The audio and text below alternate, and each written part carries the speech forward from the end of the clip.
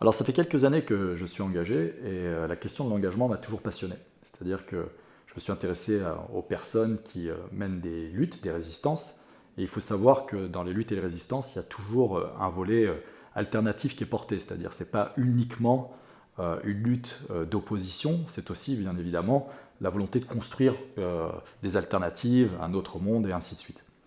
Et à échelle individuelle, je trouve ça passionnant de voir comment les gens sont amenés à passer d'un engagement individuel à un engagement collectif. Et même en amont, comment est-ce qu'on passe d'un sentiment d'injustice ou d'une indignation à de l'action.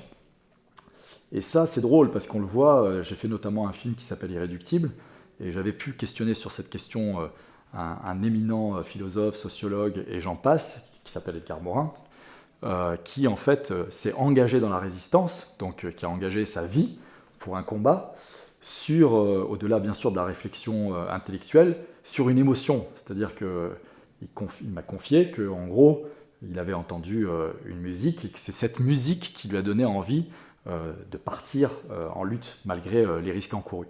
Et je trouve que là, on tient quelque chose de très très intéressant, c'est-à-dire que l'engagement porte aussi sur quelque chose d'émotionnel, d'où la puissance de l'art, des récits, etc., pour pouvoir s'engager.